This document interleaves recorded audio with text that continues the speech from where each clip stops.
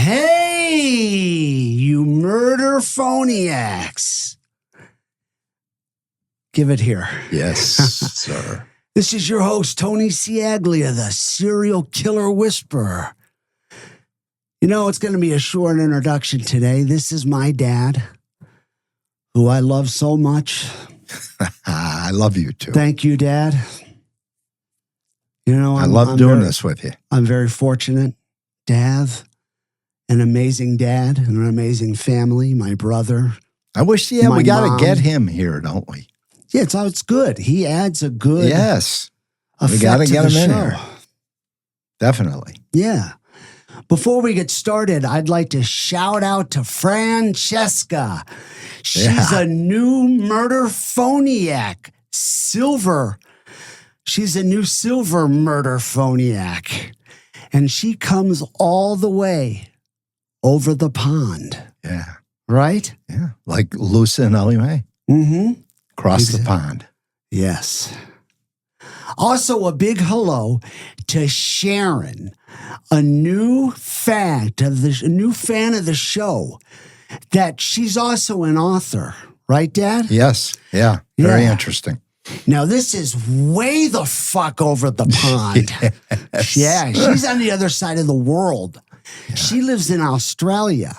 She wrote a book about the Freeway killings titled Freeway Fear, The Drifter, The Victims, and Bonin. And once again, this is author Sharon McQuillan. You could check it out on Amazon. The book looks very interesting. It does. Mm-hmm. And when we get time, we're going to get it. Yes. 508 pages. And right now we're like, Yes. But it does. Looks very interesting. Very interesting. And let me just say hello and congratulations to Francine. Yes. We heard from her and all you old-time murder phoniacs. She beat cancer. She is one tough woman. Pancreatic cancer. Yes. And we talked to her and the blood test came back clean. And she was telling Tony and I how, when she gets the blood work, it's very concerning, as I could imagine. Right. So the prayers do work. Keep them coming. Thank you. Francine, you're something. God bless you. Yes. And thank you for the support all the years. We appreciate it very much. Okay, dude. All right. Let's roll. All right. Mm-hmm. Today, we have a couple of very important questions to ask you murder phoniacs. And no, it's not how sexy I am, if I'm sexy or not, because What? ladies, I'm damn sexy. And I'm packing it too, right? Not like Greg Miley packing it, but trust me. Come on. Much bigger That's than average. Hey, what? That's What? enough. Jeez. We got a show to do. Cock blocking me. I'm just trying to throw it out there, Dad, for the Write public. it in here so I know it's coming. Jeez. Gosh. Oh, I know. We have a show to do. Enough of that. okay. Right? All right. All right. In doing the research for this season is when we got to the Billy Pugh story. It just makes no fucking sense. Here's a guy, right? Free, clear, no leash, no obligation, absolutely nothing tying him to Bill fucking Bonin. This is the part that no matter how many hours you sit there trying to contemplate to yourself, did this asshole really go back? Well, the answer is yes. He did go back. And he knew what Bill Bonin was. Yeah. And he decided to go back. This is a good idea. I want to hang out with this fucking guy. I want to ride with this guy. He rapes and kills kids. What a great fucking idea. Billy Pugh decided to go back, knowing this information. Genius. Yeah, and I know he's your favorite. Oh. It's very important because if Pugh was already riding alongside Bonin by mid-March, as the timeline suggests, and after participating in the March 25th murder of little Harry Todd Turner, he knew who and what Bonin was. So that just brings us back to the question, why would you hang around this fucking guy? It's hard to believe. It's hard to believe. Fuck. Remember, he even ran away that first night. Dropped him off at a fake house and ran to his Which own was house. very smart. Yes. Yeah. But then he wasn't smart. He went back. He went back. Ugh.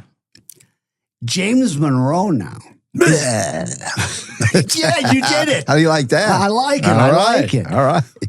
James Munro is another puzzle because we have Gregory Miley, you guys, putting him in the Bonin orbit in March of 1980, not May 28th.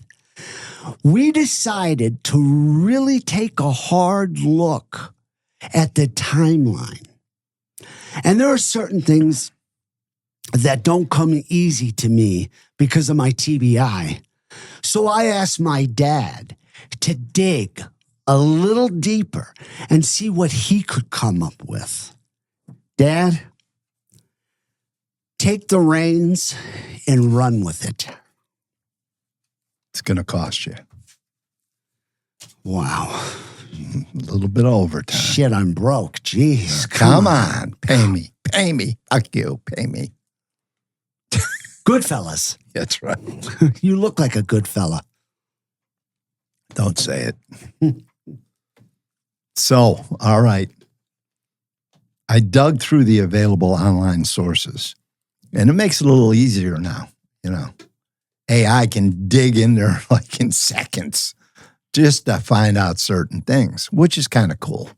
Anyway, unfortunately, I couldn't find any record identifying the specific Friday night in March 1980 when William Pugh first attended Party Boy Frazier's party and met Bonin. You imagine what that party was like? Oh, my God. What those parties were like? No. Fuck. Every source, it just says the same vague line. One Friday night in March. That's it. One Friday night in March. That said, I thought that Tony's timeline, his analysis, is exactly the right way to approach it.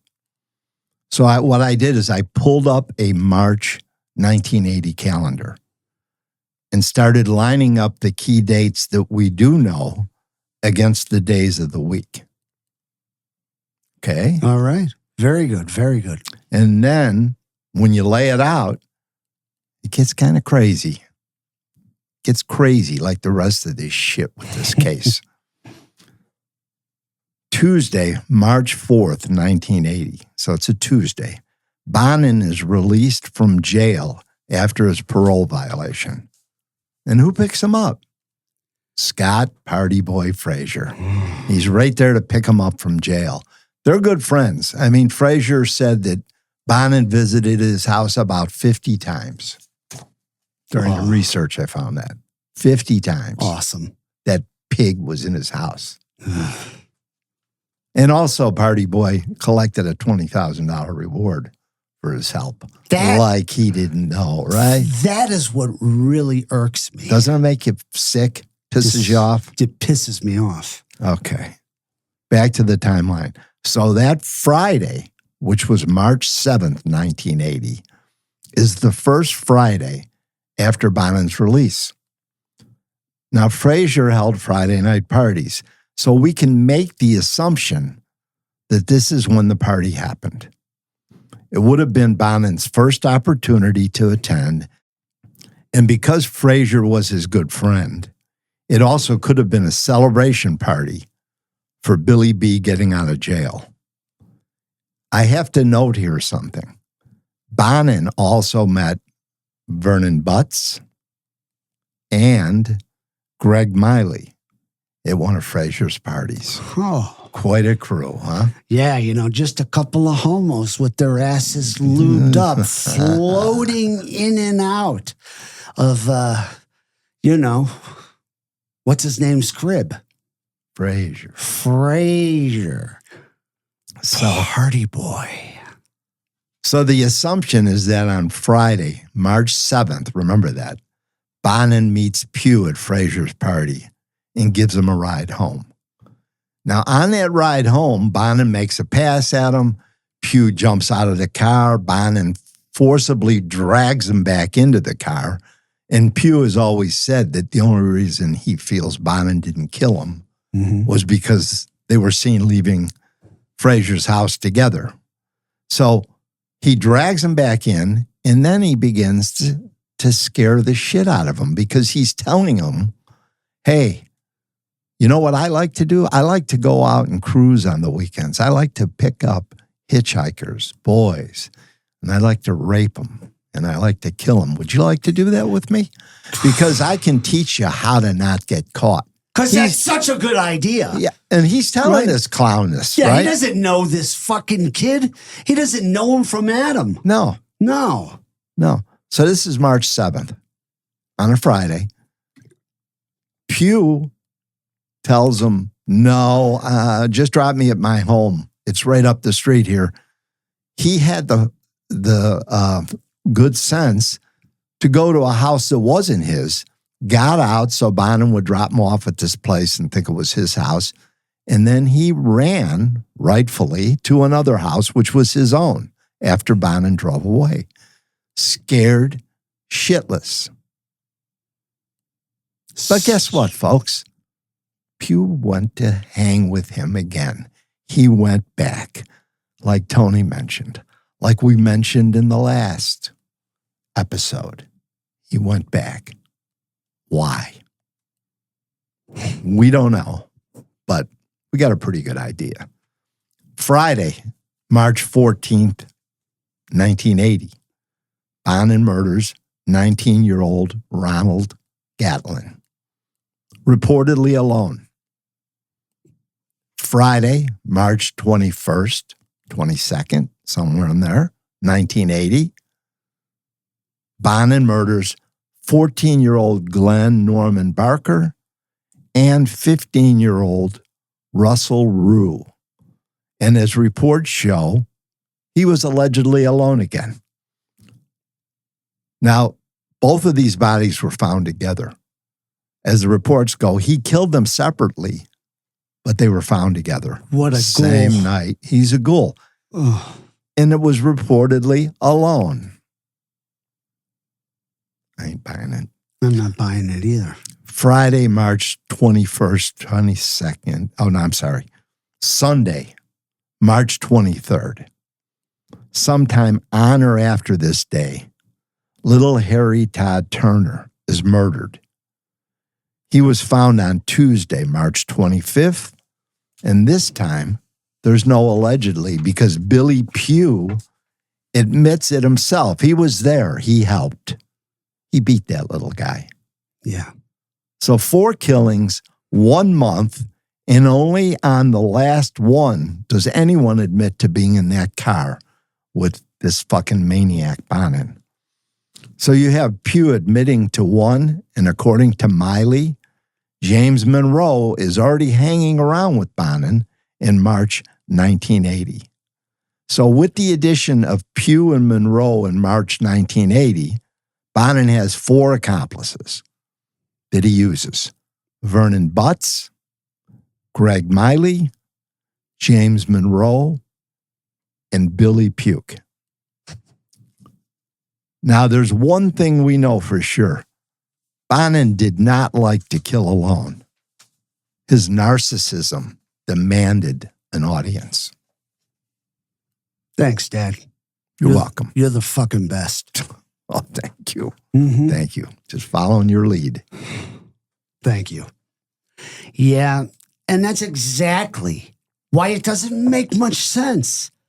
There's so much that happened that year that never made it into a courtroom, never made it into a fucking file. You know, and that's what makes me sick.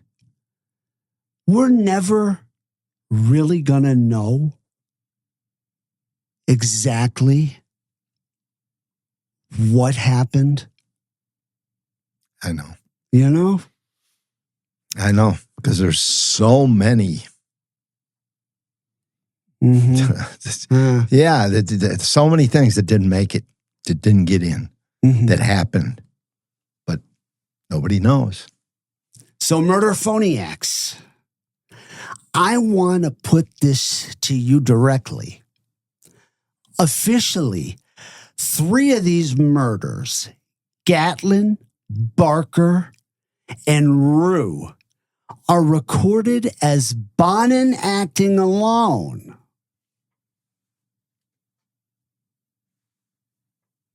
No accomplice, no second hands. I want you to look at the pattern. Look at the timeline. Look at what we already know happened with Harry Todd Turner. Drop a comment, all right? Was Bonin alone or not? Tell us. And if your gut says no, tell us, who do you think was with him in that murder van when he murdered these boys? Walk us through your reasoning, okay? All right. Back to where we last off last time. The surveillance began on June 2nd, barely an hour after Bonin and Munro had dumped poor Stephen Wells' body. From that moment on, they never let this cocksucker out of their sight. Just think how fucking close Stephen Wells was from not becoming a victim. It's typical law enforcement, if you ask me. Typical law enforcement in California. A day late, Dad, and $1 short. Yeah. Unfortunately. Yeah. Right? And we've seen that so many times. Yes. 9 days passed. 9 days of nothing. No slip-ups, no mistakes. Just a man who seemed to know somehow that he was being watched. Then came June 11th. Detectives followed Bonin into Hollywood. And he wasn't going for an audition, was he, Dad? No, not hardly. No. And they watched him work the streets like a professional pedophile. One boy after another. 5 attempts, 5 failures. He was getting desperate. Billy B, big bad Billy B. And we know what desperation makes of men. It makes them reckless. And when men get reckless, they make mistakes. The 6th attempt worked. Right, Dad? Yeah. Bonin pulled his van over and parked. For a while, nothing happened. Just a parked van on a quiet street and detectives holding their breath in the dark, waiting, watching to see what happened next. Then they heard it, screaming, thumping against the metal walls of the van, frantic and violent. They moved in fast. Inside, they found this fucking prevert, Bonin, in the middle of raping 17-year-old Harold Tate, who was bound and handcuffed, unable to fight back. The detectives pulled him off and placed him under arrest. Not yet for murder, but the rape of a minor. Gee, Dad, doesn't this seem like deja fucking vu? Yeah. Haven't we been here before with this asshole? Uh-huh. Yeah. So several times Yeah. with this guy. In fact, he went into jail for it. a few times. Yeah. Yes. Uh-huh. And now on top of that, right? So the cops, huh? Uh-huh. The Keystone cops, they have their suspicions. This man might be who they believe to be the Freeway killer.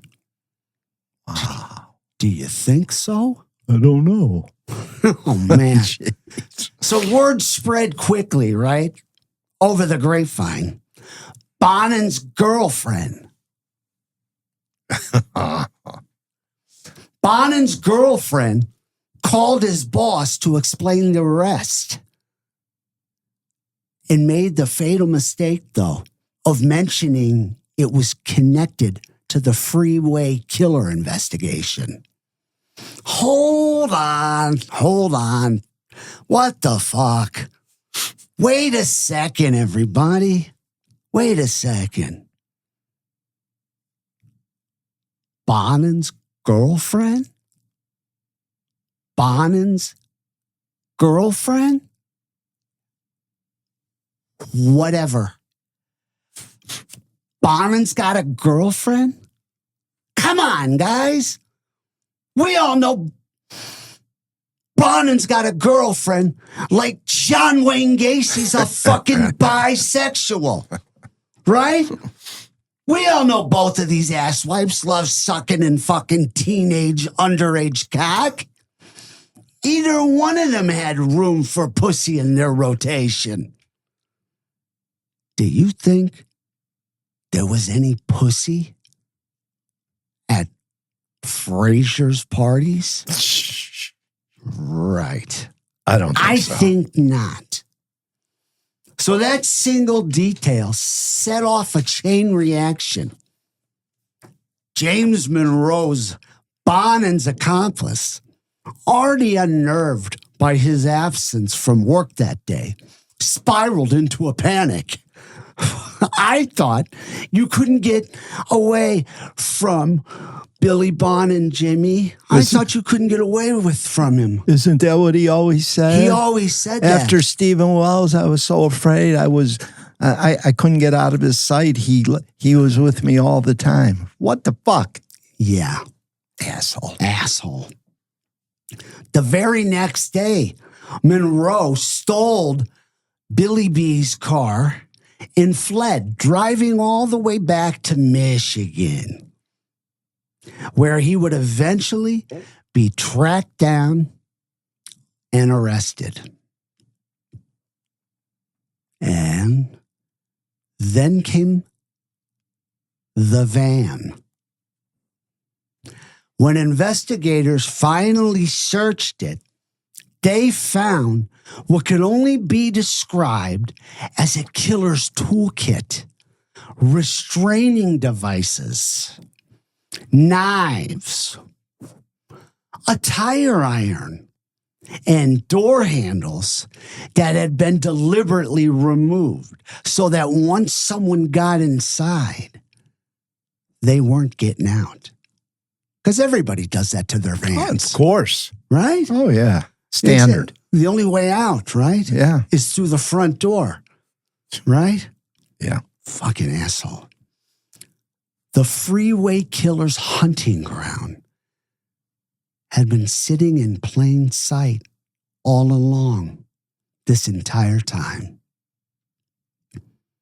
How many fucking times did the police, Dad, have a chance to search this van?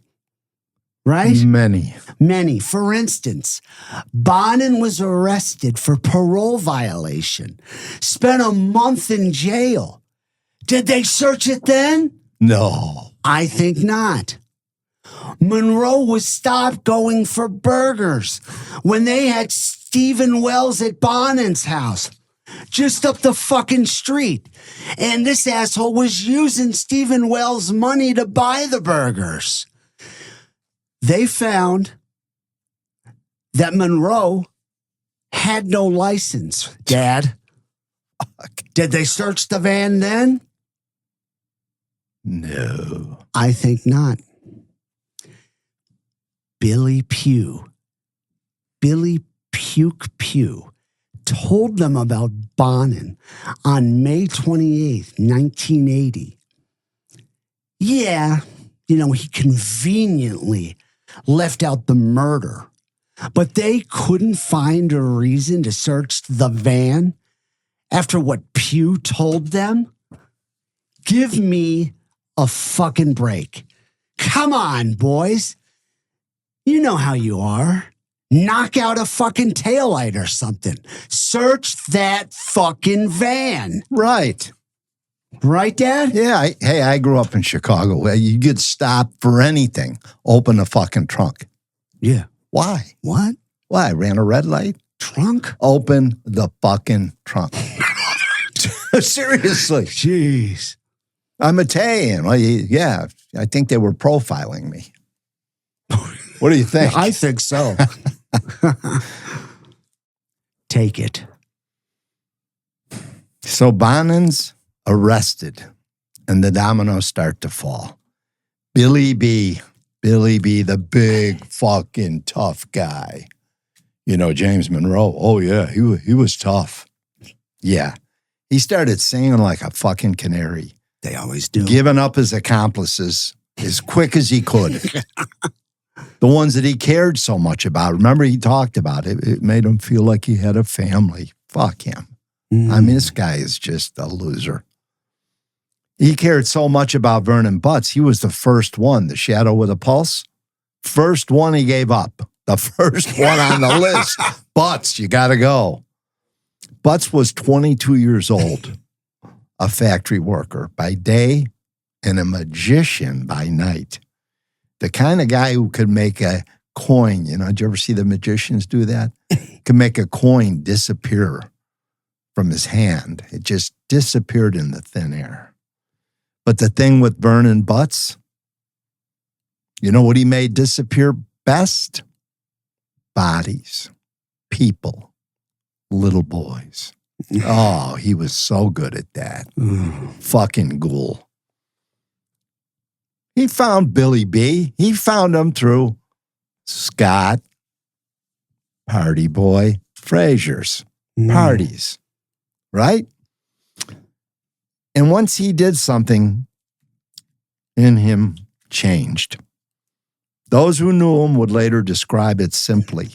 He idolized Bonin. He worshiped the violence. And soon he wasn't just watching it anymore. He was a part of it. Big league.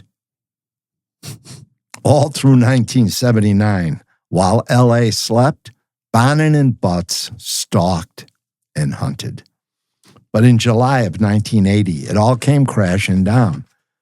Butts was arrested, charged, and faced with the weight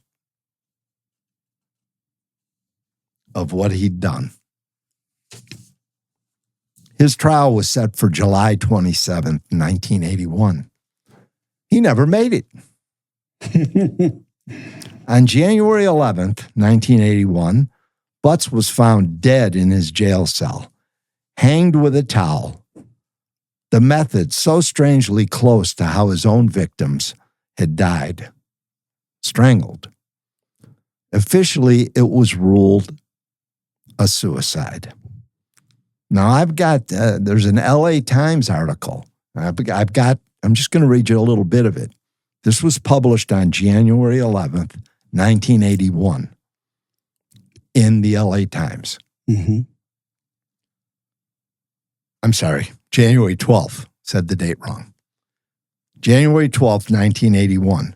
Vernon Butts, who confessed to taking part in some of the Freeway killer slayings of young men and boys, was found strangled with a towel in his jail cell today. Sheriff's officers deemed it a suicide. Mr. Butts' attorney, Joe Enger, said that he doubted it, but offered no other explanation. Butts, 23 years old, was the state's key witness against William Bonin, accused of masterminding the slayings, and was found hanging from a towel rack in his hospital room cell. Sheriff officers said that Mr. Butts was locked alone in the cell. Not going to read you the rest, but you get the picture. Maybe, just maybe, we got another Jeffrey Epstein here on our hands. Maybe, right? I'm just saying. Yeah. Bet you all those cameras were out, right? Yeah. So Vernon Butts went to his grave with the truth still locked inside him, and the questions surrounding his death remain to this day unanswered. Gregory, sorry, guys. It's a new name. Yeah. Greg Miley has a different take on it, as you will hear on this tape. Greg Miley. My guy. Oh, Greg Miley has a different take on it, as you will hear on this tape. Before we play this next piece of tape, a quick note. What you're about to hear is a recorded phone call with Greg Miley from 2007 discussing a suicide. Some of what he says is controversial, and his account may differ from other versions of events that you've heard elsewhere. We're playing it because it's part of the record, not because we endorse or vouch what this asshole said. What about Vernon Butts? I like this man, Vernon Butts, man. Did you know him? Yeah, I know him. Quite we up in Delta. And I had an apartment up in Delta. Okay. Yeah. What was he like? Oh, man. Really ugly? Real ugly. You weren't gay with him, were you? No. Only one I was gay with was No, and you slept with James too once. yeah. Oh, that's nice. Yeah. Alright. Go on about Butts, though. Vernon Butts. He murdered a lot of people. Yeah, he killed himself before trial. Well, not necessarily. The cops killed. The cops in LA County Jail killed. Oh, I've never heard that. I've never read that before. Yeah, it was news clip. The cops came, and I saw the cops. I know the cops were people who killed one of the cops. That's why they killed him. Yeah. He murdered one of the cops' son? Murdered one of the cops' sons. With Bonin? With Bonin, yeah. In Orange County. Mm-hmm. Yeah, cops would go way out in Orange County and kill one of the cops. That's why they got him. They hung him. They hung him, yeah. They hung him on a towel rack. He had towel racks inside the cell. Mm-hmm. Yeah. Broke, man. Body slammed him. And they just let him hang there until the homicides came. Okay. Because it sounded, I couldn't figure out why he would have killed himself like that. What it's called? It's from a kingdom, a California correction register. The thing of it is that when Vernon Butts' lawyer came to me, I asked me if the cops killed him, I said no, because I didn't want to be killed then. jail, you get hurt.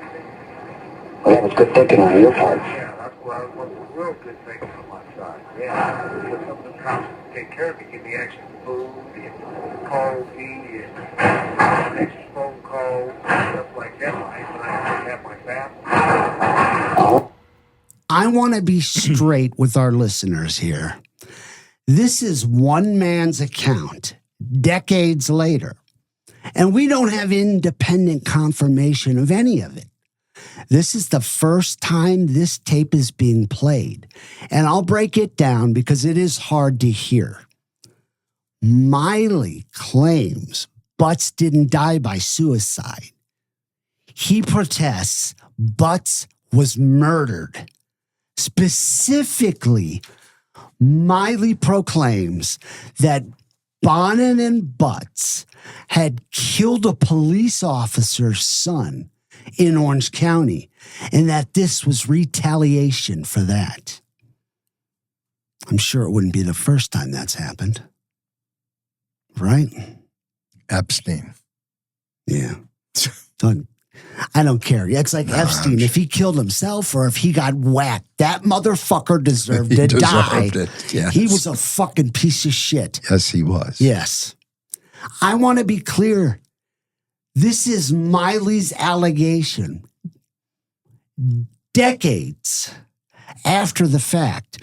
And it is not something we've been able to independently verify. On the tape, Miley said Butts' attorney directly asked him whether Butts was murdered. And Miley says no. When asked why he said no at the time, Miley says he was afraid he'd be killed next if he said otherwise. That's very believable. It's the only smart thing he did. Yeah, that is very believable. He also admits that while he stayed quiet, he received small perks inside for it. Extra food here, extra coffee there. Minor things, but currency inside prison walls. Thank you. Because it is hard to hear. I don't know if they were working in the cell or a lot of banging, but prison's not a quiet place. No, it's the loudest place in the world. It's terrible. Even at night when they try and sleep. Yeah. Can I talk about this guy? My favorite, William Billy Pugh. I know you love him. My favorite accomplice. I call him the one who walked. Mm-hmm. And I got that from you. That's very good, very astute. The one who walked. You like that, huh? Fuck this piece of shit. Motherfucker. I hate him. So picture this. 17 years old.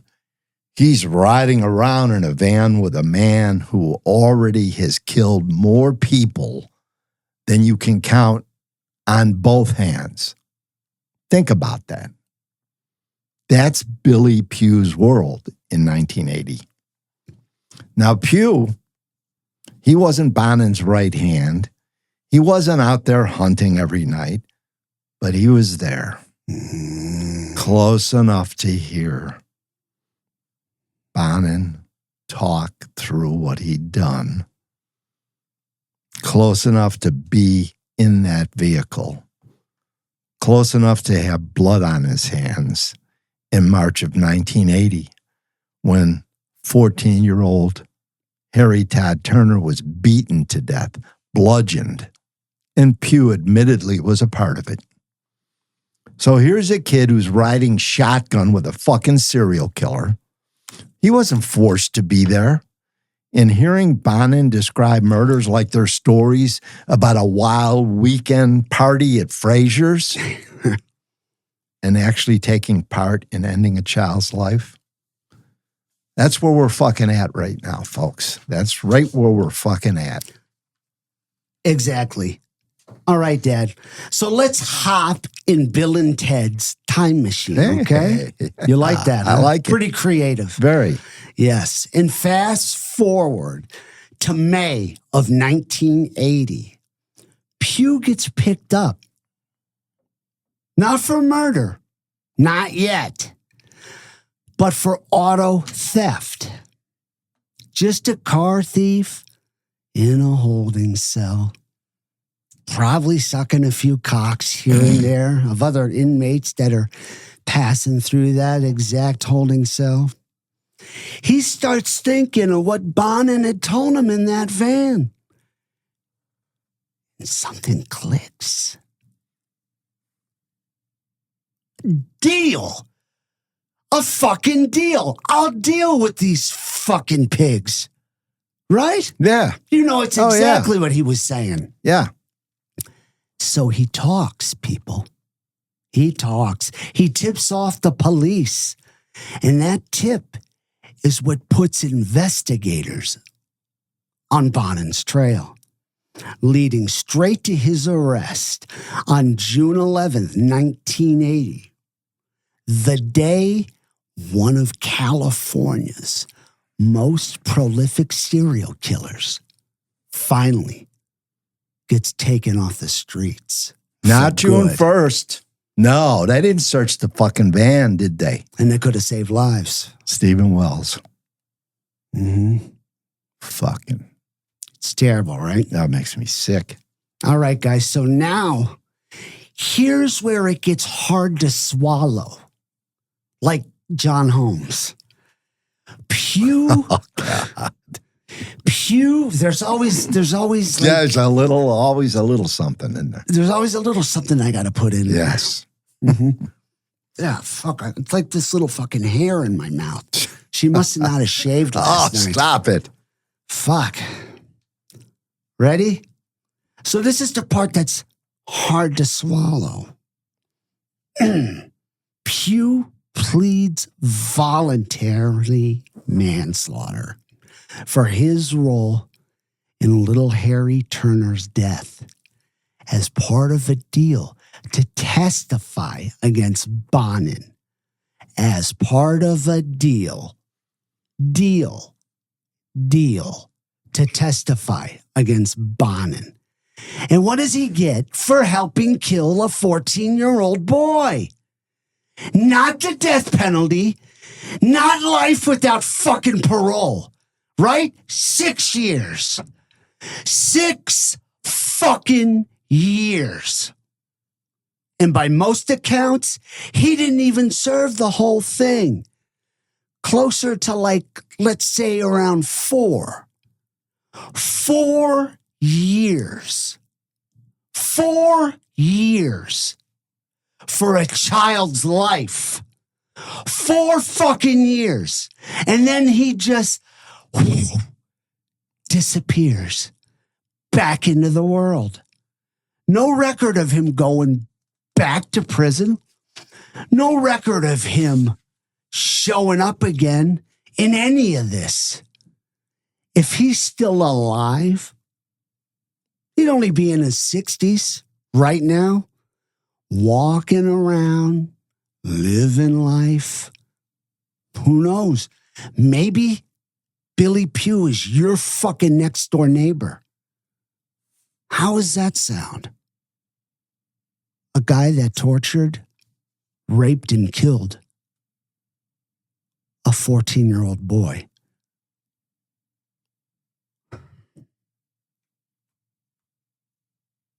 And that's the part that's so wrong. Isn't it? Little Turner, he never got to live a life. No. He's not walking around. No. He's not my neighbor. No. Sorry. Mm-hmm. This one just Get you, especially if you look at his they picture. all get you, but man. Yeah. He looked like a baby. Yeah. The system, right? They needed Billy P's cooperation, right? So to make this really make sense, to make it really touch home with you murder phoniacs, this fucking puddle of puke cut a deal.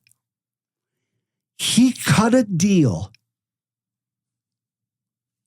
to serve a sentence that barely covers the time it takes for a kid to finish high school. 4 years.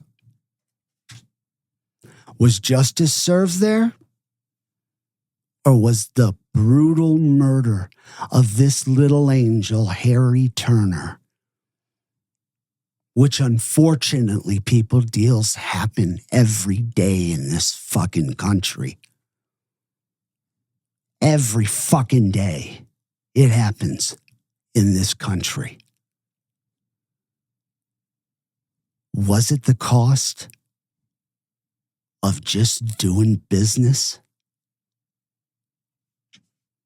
You decide. And please let us know what you think should have happened to Billy Pugh. Here's my opinion. All right? And you that follow us, those that follow us on Murder Phone, probably already have a pretty fucking good idea of what I think should happen to this fucking piece of shit, Billy Pugh. Walk him outside to an alley behind the courthouse. Tie his wrists and ankles together so tight that his hands and his fucking feet turn purple. Then what you do? You take this son of a bitch and you put him in the trunk of a car. Patience, everyone. You got to have patience when dealing with a fucking piece of garbage like Billy Pugh. After all, patience is the key. It's a virtue. After all, they didn't build Rome in a day, did they?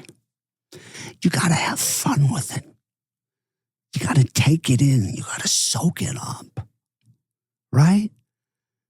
You got to take it in and soak it up and enjoy. Enjoy it. Just like Billy B and Billy P enjoyed raping, torturing, and murdering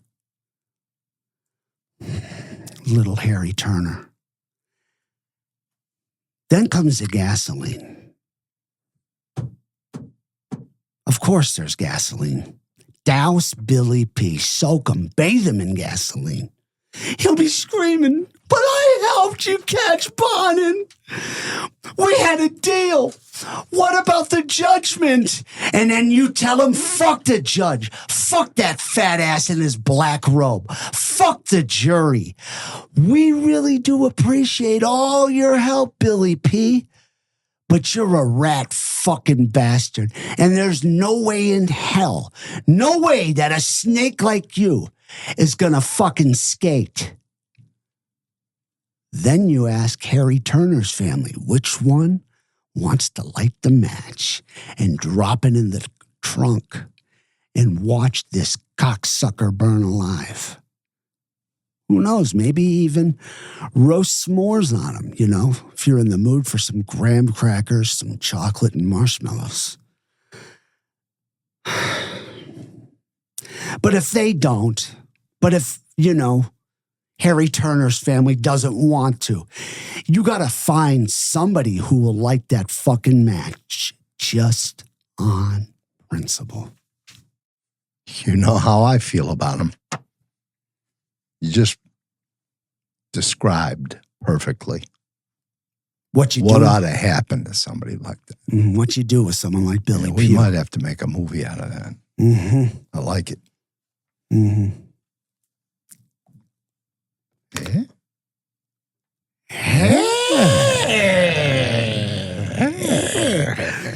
I was in a store just last week with my dad here. We were grocery shopping, and I lost him. He was on the other side of the store, so I start going, "Hey, hey." Lost. I was hiding. Sure enough, I found him. You did, didn't you? I found him. All right, back to the story. Gregory Miley had known William Bonin since 1979. Just 19, a drifter, casual laborer out of Texas, Miley was hungry for something, belonging, purpose, notoriety. He found all three. Riding shotgun in Bonin's van. He didn't just tag along. We don't want you to think Miley is like some angel. You heard him talk. You've heard him confess to things. He assisted in at least 2 confirmed murders, 14-year-old Charles Miranda and 12-year-old James McCabe. 12 and 14. God. Both killed in February 1980. That was the same day I think they did them. Like they did one early in the day and then one at night. Yeah. I mean, you talk about sick. Unbelievable. God. What makes this story especially unsettling is that Miley, and we've told you this before, but he truly did. He wore the Freeway Killer Association like a badge of honor, seeming to court the notoriety rather than hide from it. His IQ, his low IQ, could be the reason for that. I'm glad you mentioned that again, though. Yeah. The whole badge, of honor. Yeah. Because he did. You could tell talking to him. Oh, yeah. Visiting with him. Yeah. For all his bravado, Greg Miley made a mistake so careless, it's almost hard to believe. He fled back to Texas after Bonin was arrested. And while back in Texas, with Bonin in custody, Miley picks up a phone. He's good at that, isn't he? Yeah. He picks up a phone, called a friend, and instead of staying quiet, he talked freely. He described his role in the murders of Charles Miranda and James McCabe in detail, casually, almost boastfully. Yeah. Seemingly never considering that this call might be recorded or that his words could become the evidence that convicts him. Miley was convicted on 2 counts of first-degree murder plus robbery and sentenced to 25 years to life. He flipped on Bonin, Of course. testifying against him, the one calculated move that kept him off death row. Let me say this again. There should have been no fucking plea deals in this case at all. All you had to do, guys, is search the fucking van. No plea deals. We're so anti-plea deal. Oh, well, because it's bullshit half the time. Yes. Yes. If there's a real good reason, show it to me. But they never do. They never do. And this is all the crime shows that we watch nowadays, Yeah. on like more current day crimes. And you know why they do it? Because the DA, God forbid he loses a case. Can't have that happen. Do your fucking job and try the case. Use the evidence. Sorry. No. I was worked up about those. I like it, though. I like it when you get worked up. I like it myself. You do? I do. I like you, Pert. I love you, pal. I love you. Yeah. So let's just listen to Miley describe what he testified to so he could avoid the death penalty. Bacon. Bacon. You remember? Yeah. Turn them all into fucking bacon. Yeah. Oh, try not to throw up, all right? When you hear him laugh. That was bad. Yeah, I had to go out for my life sentence. That went out tortured and choked and raped and beat up and tied and yeah. Yeah, those kids. a lot of guys in here say mine's worse than being locked up. Oh, that's what they say? Yeah. They say, man, he went out and did the whole routine, raped and torture. This recorded call is from an inmate at a California correctional facility. Yeah, he says that other two guys say that Bonin went out and did cutting their heads off and raped it up and tortured them and cut the penises off. Did Bonin ever do that to anyone? Oh, yeah. Oh, yeah. Bonin just cut dude's balls off and penis off. You know. Yeah, they thought I'd get all that. Now I'm telling guys, no, I didn't do that on mine. Mm-hmm. No, I'm not that way out. You know? Yeah. Yeah. You know? I heard he used to pop testicles. Yeah, he's done that. He told me about that. Yeah. Mm-hmm. Bonin went and told me one day in Orange County he snagged a 2-year-old kid off the front lawn and buck fucked him and chopped his head off. Really? Yeah, really. I'm telling you, Bonin got a little slick back then. Mm-hmm. Yeah.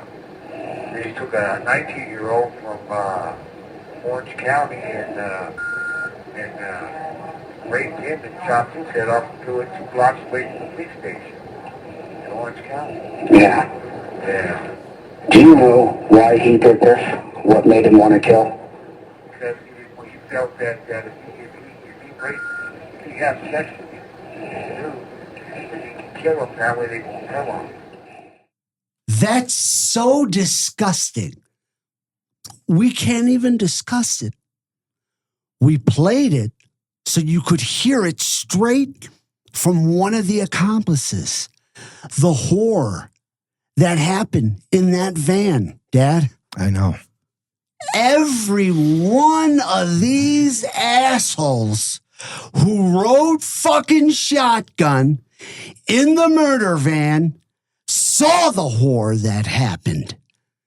And not one of them, not fucking one of them, did a damn thing to stop it. As far as we're concerned, they all should have gotten the death penalty. Fuck plea deals. How about this for an idea? Take the plea deal, lube it up, right?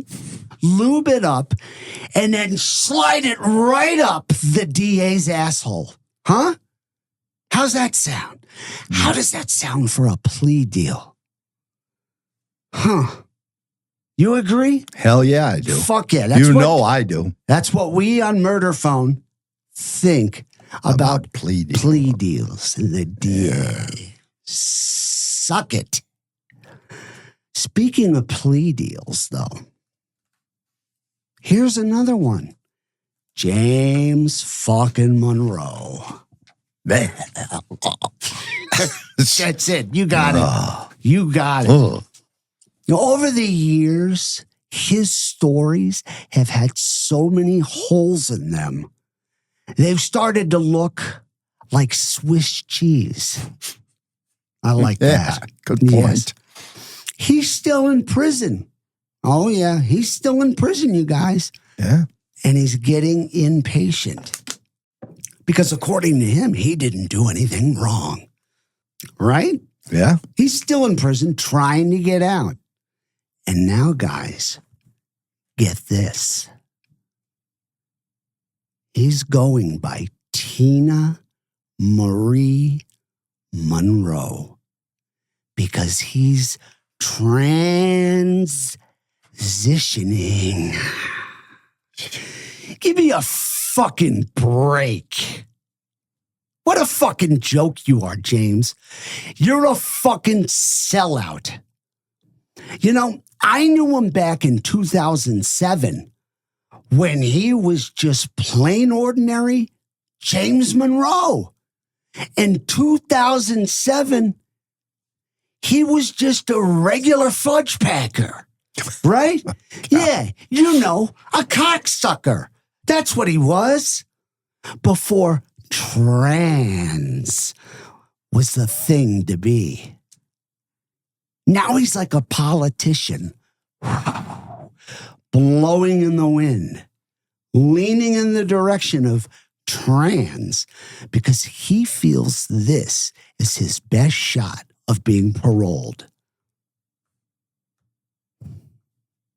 Because, being a trans, that's like the in thing now, right? I know. Exactly. We didn't knew wanna him get back when he into was it. just a fucking fag. He was a gay man. Yes. That's it. Exactly. Right? Yes. Not gonna happen, asshole. Here at Murder Phone, we are on to you. Yep, you're not gonna get out, James. Maybe in a coffin when they're taking you out to wherever they bury you, right? That's the only time he's gonna get out.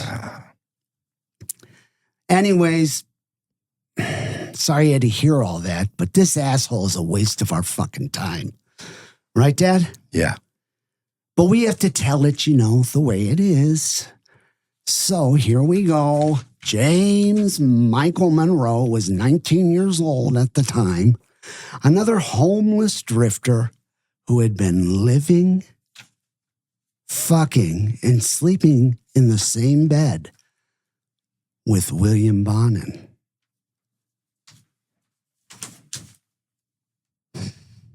Oh, God. Yeah. I know. Every time you think of that. Yeah. On July 31st, 1980, Munro was arrested in his hometown, Port Huron, Michigan. He was extradited to California and charged with Stephen J. Wells' murder.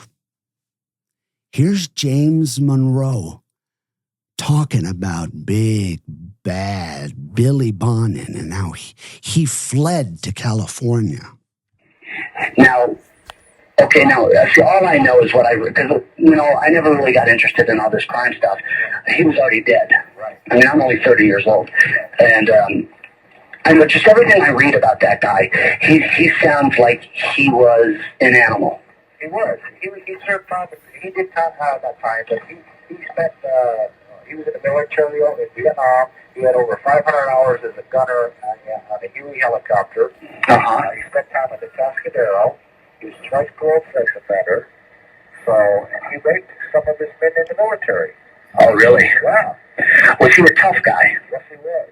Okay. Yeah, he very was. And me being 18 at the time, 125, 130 pounds, 18 years old, it's like I told everybody, this show and your telephone number will be recorded. And what makes people think that I can sit there, stop somebody like that? If he killed 2 Marines with his hands and 45 other murders, he did that. Yes. Everybody thinks that I couldn't stop him. I couldn't stop that. He would have squashed you like a bug. Especially after he tied me up and spent my life. I couldn't believe that, he did that. Now, was that the day that Stephen Wells was killed? Yeah. And that night, I couldn't get away from him until, what was it? I couldn't get away from him until June 12th. He had me hanging on his leg until June 12th. And then June 12th, I finally got a break, and I ran. I stole his car, and I booked back to Michigan. You drove all the way from California to Michigan? I drove his car to the border, and then I dumped his car. Okay. And then I hitchhiked back home to Michigan. All righty. Yeah, I stole his car and ditched it at the border, and I left it there. I got a cousin that was in Ann Arbor, Michigan. Oh, yeah? I was raised in St. Clair, Michigan. St. Clair. Yep. Is that where your family is still, do you think? Yep. Yeah, they cut me straight loose behind this case. They don't want anything to do with me. No brothers, no sisters? I had 2 sisters, and they both lived with parents at the time, and they do not want anything to do with me. They don't write you, they don't call you, nothing? I have no family members whatsoever out there. See, that's pretty hard to believe. Not even your mother. And moms always stay with their kids. No, because, see, what it was I was adopted when I was 3 years old. Mm-hmm. And the family that I was with, they were a military family. Uh-huh. So this guy did 21 years in the United States Army, and he retired as a Master Sergeant E8. He Yes. was very strict, and he told his wife, yes, he's supposed to be our stepson, but no, you do not write him because of the embarrassment and all the heartache and pain that I caused them. So they wrote me a letter. In the letter they wrote, they said they didn't want any further contact with me. Listen to Munro talk about Bonin. The guy was infatuated with him. It's sick. It's fucked up on every level possible. And then he goes on to admit how Bonin would tie him up. After the Stephen Wells murder, claims he was afraid Bonin would kill him. No, James, you let Bonin tie you up because, like Miley said, that was Bonin's sick post-murder ritual. He did it after every kill. And then there's the big escape story. He stole Bonin's car on June 12th, drove to the California border, and hitchhiked to Michigan. Now, that story has changed just about every time he's told it. First, it's, I couldn't leave Bonin's side after the Wells murder because he said he was going to kill me. He would have killed me. Bullshit. We already heard that he was alone at work the day that Bonin got arrested. The dates change. The excuses change. Everything changes because the man is a fucking liar. Even his own family disowned him. That says it all right there. Yeah. The family disowned him. He lies constantly. Mm-hmm. Pure narcissism. It's always about poor Jimmy Munro, isn't it? Always. Yeah, when he's trying to fucking haggle you for money. Yeah. Mm-hmm. And favors. So, Munro directly participated in the June 2nd, 1980 murder of 18-year-old Stephen J. Wells, the final confirmed killing before Bonin's arrest. Munro pleaded guilty to second-degree murder and was sentenced to 15 years to life. He testified against Bonin to avoid the death penalty and was denied parole multiple times, the last being in 2014.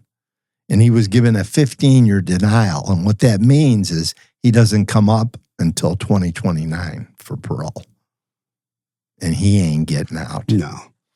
While I was searching through the material, I discovered a report from the California Department of Corrections. It was compiled from the probation officer's report and other court documents in Bonin's case file. Tony actually didn't even know that he had it. So it was in with all the stuff in the shed.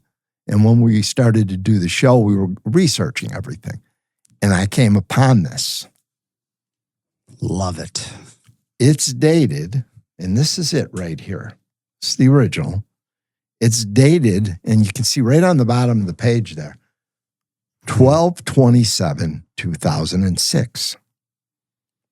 And this gets really interesting because the report appears to corroborate what Greg Miley said on one of his recorded conversations that we played this season. He said, and I quote, "Munro's a liar. He admitted to me to 6 murders." Now I'm going to read from the report. Just a little bit of it, but it's going to shock you guys because it does corroborate what Miley said. During the same time period as, this is from this report, during the same time period as the Los Angeles murders, defendant Bonin and 2 co-defendants murdered 4 other young men in Orange County. On December 2nd, the body of Dennis Frank Fox, 17, was found along Ortega Highway. On March 22nd, 1980, the bodies of Russell Rue, 15, and Glenn Barker, 14, were found a few miles farther east along the same road. On May 18th, 1980, the body of Lawrence Sharp, 17, was found in a trash bin behind a service station in Westminster. Now, this is important. Listen to this. The 4 victims were all hitchhikers whom the defendant had picked up in his van and then killed by strangulation. The defendant was assisted. Okay?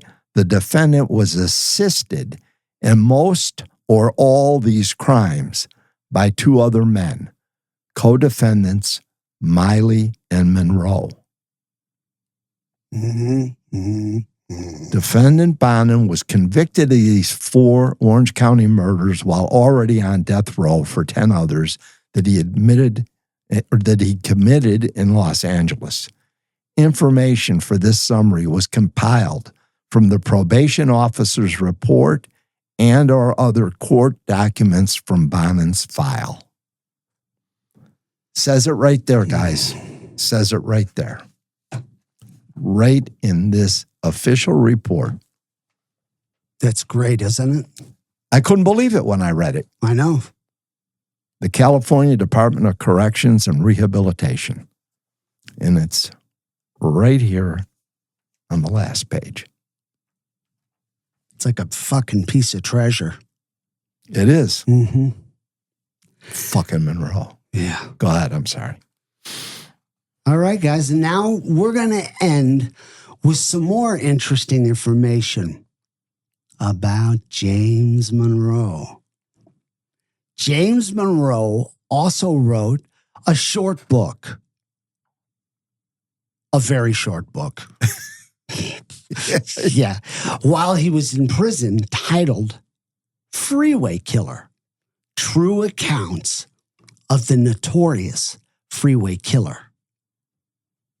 And let's just say the accounts, true accounts, may be a real fucking stretch. Because once again, Munro's story changes dramatically. He actually sent me a copy of the book. He autographed it, he dated it, and here it is.